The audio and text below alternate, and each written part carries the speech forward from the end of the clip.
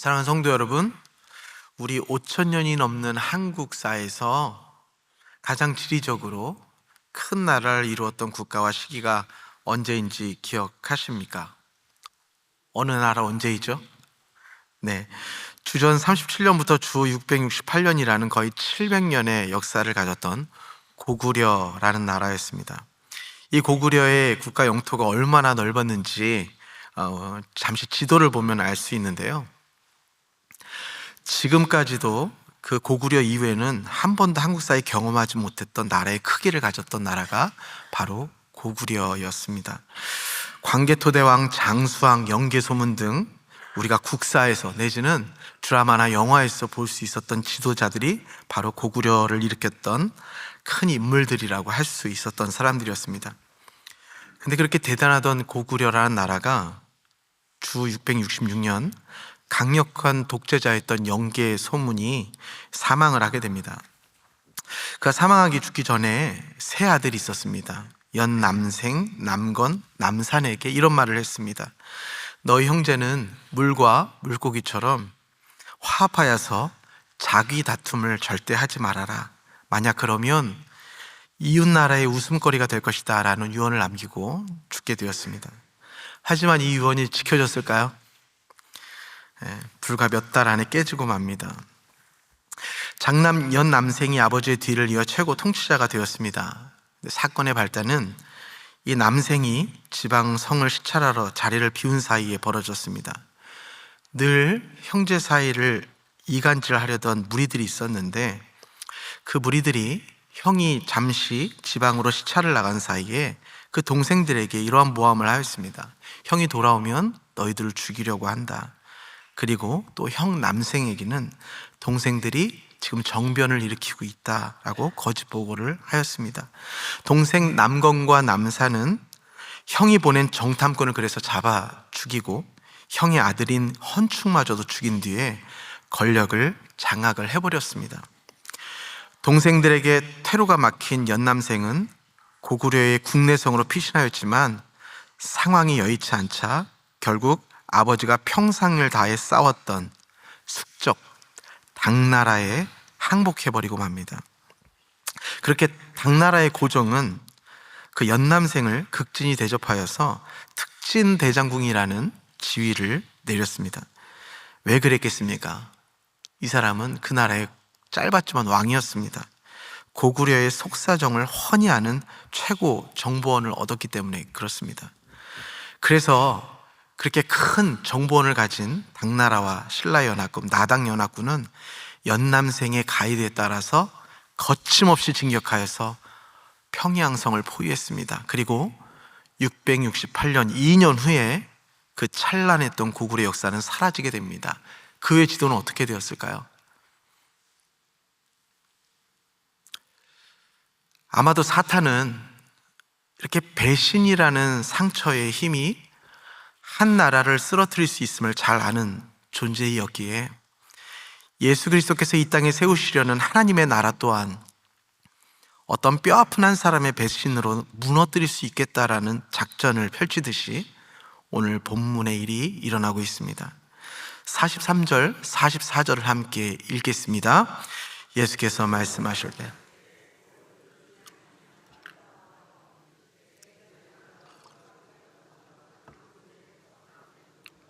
검과 몽치를 가지고 그와 함께 하였더라.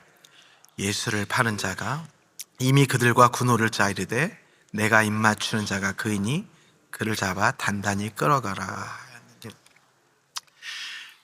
예수님과 함께 3년을 동고동락했던 가룟 유다는 입맞춤을 배신의 신호로 선택했습니다.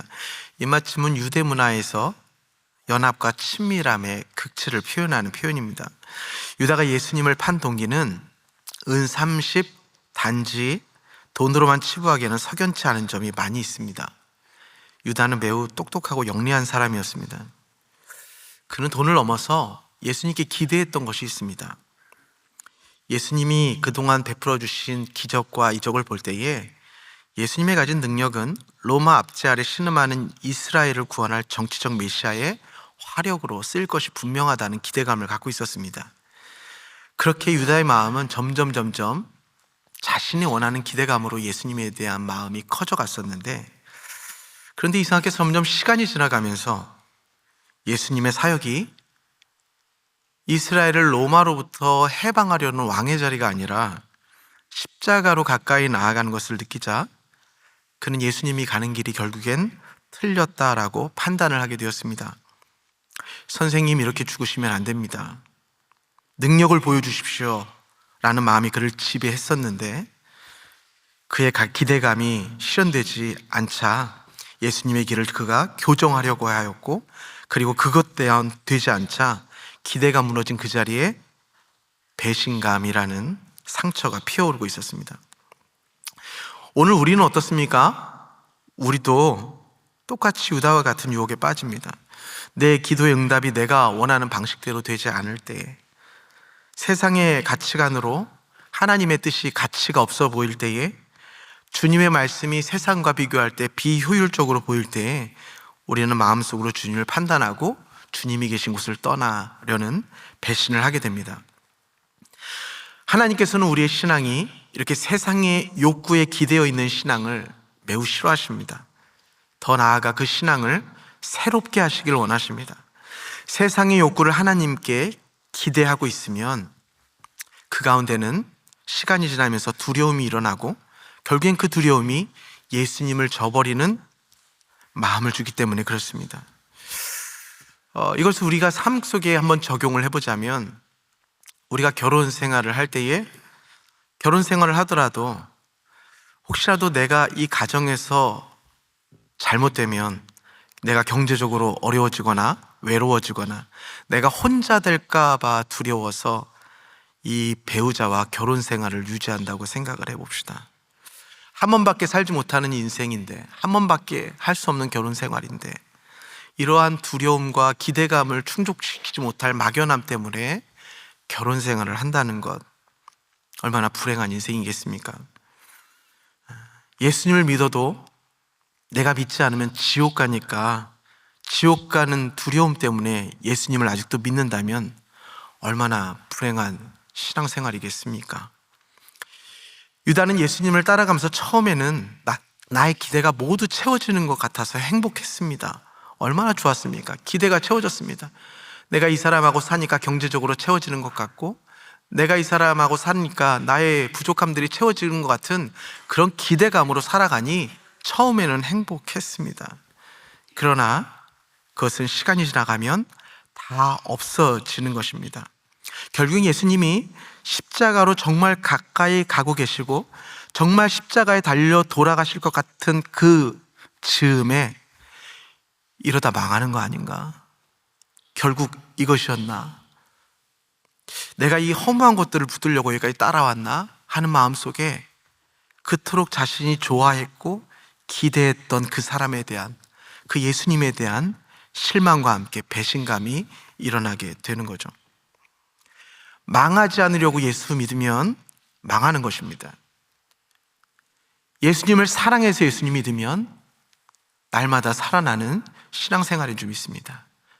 망하려고 예수 믿지 마시고 사랑해서 예수님 믿으시기 바랍니다. 요한일서 4장 18절에 말씀하셨죠. 사랑 안에 두려움이 없고 온전한 사랑이 두려움을 내쫓는다. 두려움 안에는 형벌밖에 없다 라고 말씀하십니다. 두려워하는 사람은 사랑이 없다라고 말씀하십니다.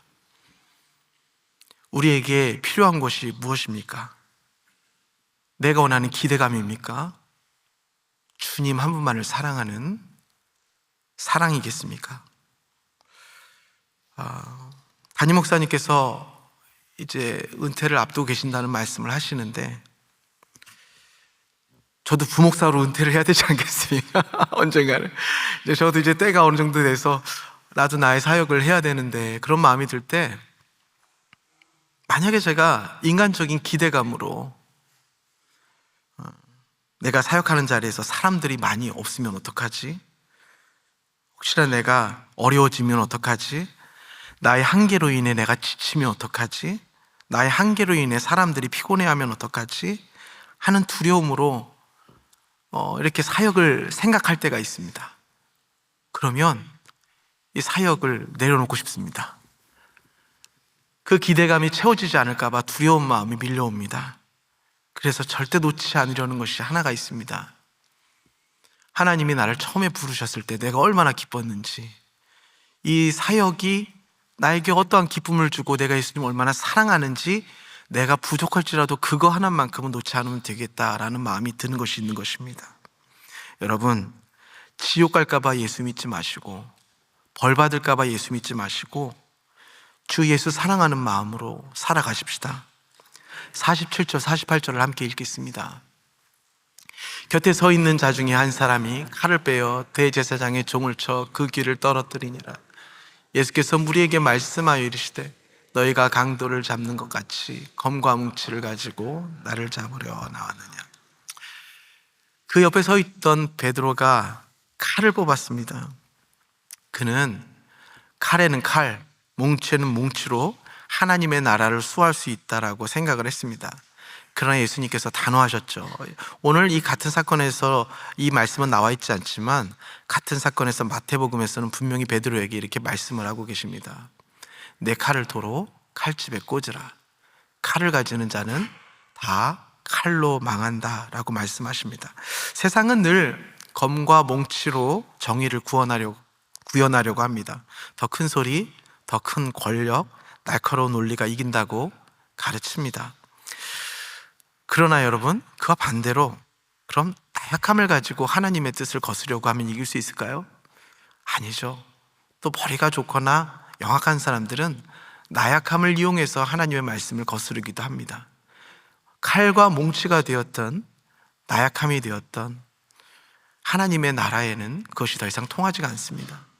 지금은 칼과 몽치로 나온 자들을 칼로 물리치려는 베드로를 꾸짖으면서 칼을 사용하여서 하나님의 나라를 지킬 수 없다라고 말씀을 하고 계십니다. 왜 예수님은 세상의 방법으로 예수님이 하시는 일을 이룰 수 없다라고 이렇게 단호히 말씀을 하시는 것입니까? 예수님의 방법이 있었기 때문입니다. 49절 우리 다 함께 읽겠습니다. 내가 날마다 너희와 함께 성전에 있으면서 가르쳤을 때 너희가 나를 잡지 아니하였도다. 그러나 이는 성경을 이루려 함이다. 예수님의 방법은 뭐였습니까? 부드러움이었습니까? 따뜻함이었습니까? 인격적이었습니까? 힘이었습니까? 나약함이었습니까? 성경을 이루려 하심이었습니다. 이 말씀을 이루시는 말씀은 스가랴의 말씀이었습니다. 스가랴 13장 7절에 만군의 여호와가 말하노라. 칼아 깨어서 내 목자 내 짝된 자를 치라. 목자를 치면 양이 흩어지려니와 작은 자들 위에는 내가 내 손을 들이우리라. 이 말씀, 이 성경을 이루려 하시기 위하여 칼과 몽치로 대항하지 않으신 것입니다. 온 우주는 말씀이 이끌어가고 있습니다. 말씀대로 마지막에 올 것입니다. 우리의 삶도 말씀으로 검과 뭉치의 세상의 힘 앞에서 능력을 발휘해야 합니다. 그리고 이 말씀으로 나약함과 우울과 연민의 힘 앞에 말씀의 능력을 드러내야 하는 줄 믿습니다. 그래서 우리는 우리 입술에 항상 말씀이 달려 있어야 합니다. 그래야 성경을 이루고 말씀을 이루는 삶으로 우리가 이 세상을 이기며 나갈 수 있기 때문에 그렇습니다. 그렇게 세상의 방법으로 예수님을 바라보던 그 주위 12제자가 있었습니다. 50절 다 함께 읽겠습니다. 제자들이 다 그렇게 말씀을 이루시기 위해 십자가의 길을 가는 예수님을 결국 모든 제자들 모두가 배반하고 달아나 버립니다. 제자들이 두려웠던 것이 무엇일까 생각을 해보면 이 예수님을 잡으러 온 무리들은 누가 보낸 사람입니까? 1절에 우리가 읽었지만 대제사장들, 서기관들, 장로들에게서 파송된 무리였습니다. 이들은 사내들인 공회원이었습니다. 나라의 유대 국가의 최고의 권력자들이 보낸 사람들이었습니다. 예수님에게 칼과 몽치를 들이대며 예수님을 체포하는 그 순간에 그들은 세상의 권력의 무서움을 보았습니다. 그 세상의 권력의 무서움 앞에, 두려움 앞에 결코 자신은 떠날 수 없으리라 생각했던 스승이었던 예수님을 버리고 달아나는 모습을 보게 됩니다. 그런데 여러분, 왜 이 12제자는 떠나지 않겠다고 했으면서 결국 이 세상의 두려움 앞에 모두 다 떠나버렸지만 한 분 예수님은 그 자리에 그대로 남으셔서 남은 길을 홀로 걸어가셨습니까? 제자들은 지금 나의 육신의 열매를 먹고자 영원한 하나님의 나라를 버리러 떠났지만 예수님은 영원한 생명을 주시고자 지금 나의 열매를 내려놓으신 것입니다. 사실 그 예수님께서 홀로 가시면서 짊어지셔야 했던 십자가는 예수님의 십자가가 아니었죠. 다 배반하고 도망친 제자들, 그리고 저와 우리들이 져야 하는 십자가인데도 예수님은 오히려 도망가지 않으시고 홀로 남아서 나의 십자가, 그 십자가로 걸어가신 것입니다. 참 주님께 죄송하고 감사한 것은 오늘 지금도 여전히 우리 주님은 우리는 십자가 지기 싫어서 도망 다니고 있지만 오늘 나의 십자가를 져주시고 나를 떠나지 않고 여전히 그곳에 남아 계신다는 것입니다. 사랑하는 성도 여러분, 내가 기대하는 나의 열매를 적어도 내가 눈뜨고 있는 이 생애 안에서 따서 먹겠다고 영원한 생명을 물려주는 일을 내려놓지 마시기 바랍니다. 지금 내가 말씀을 다시 들어야 하고 예배를 회복해야 하고 자녀들에게 진리의 길을 따라가야 하는 것을 가르치는 것은 세상의 성공과 세상의 사조와 육신의 편안과는 바꿀 수 없는 가치입니다. 세상이 다 뭐라고 해도 우리는 예수님 한 분 따라갑시다. 예수님 떠나지 맙시다. 홀로 남아 걸어가신 예수님을 보면 저는 마치 2000년 동안 그 넘는 시간 동안 걸어온 이 교회의 길과 같다는 생각이 듭니다.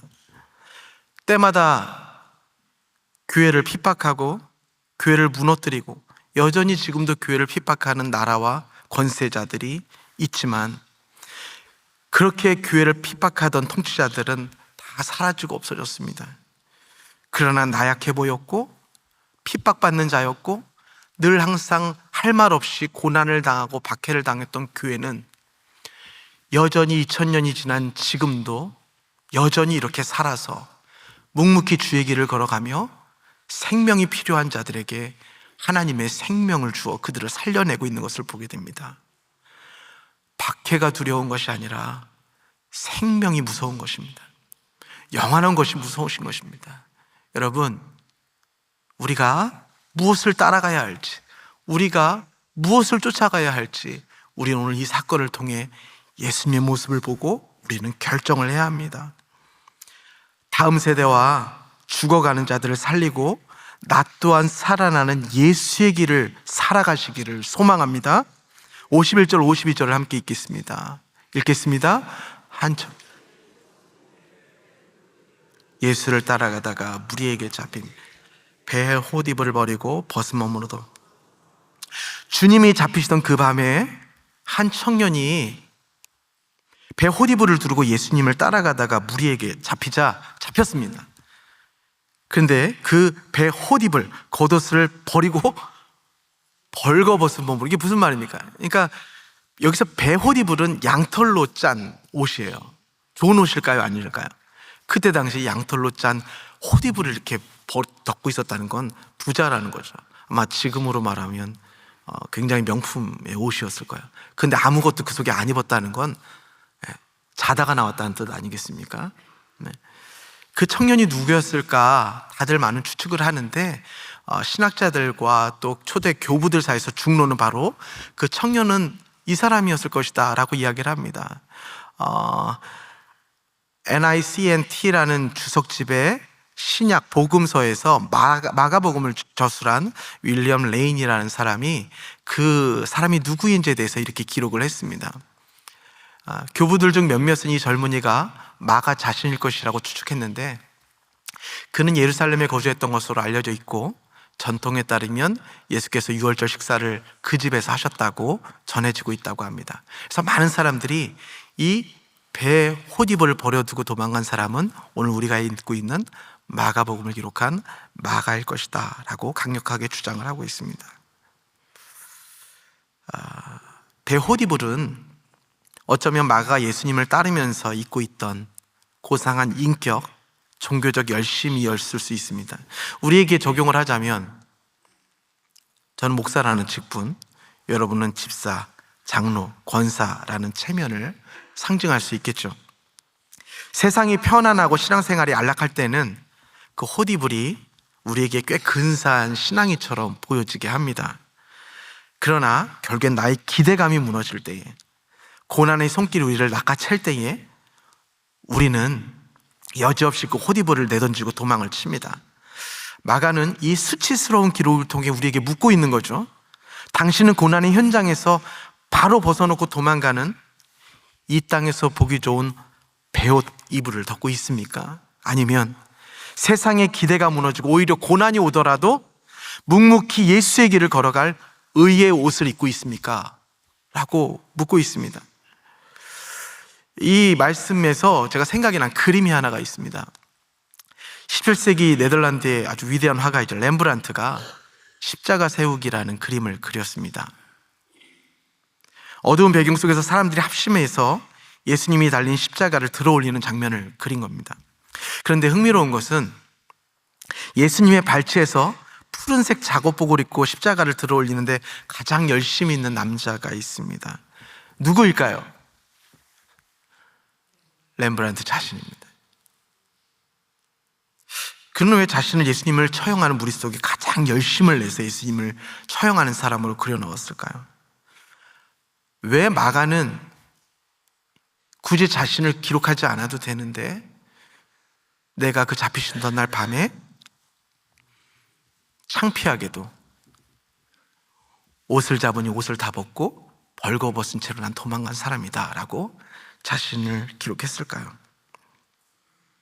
예수님이 돌아가시고 부활하신 후에 모든 것들을 회복시키시고 찾아오신 예수님을 만나고 난 이후에 보니 예수님을 십자가에 못 박은 사람들이 로마 병정이나 유대 관원이 아니라 바로 내가 예수님을 못 박은 사람이라는 것을, 그 사실을 알게 된 것입니다.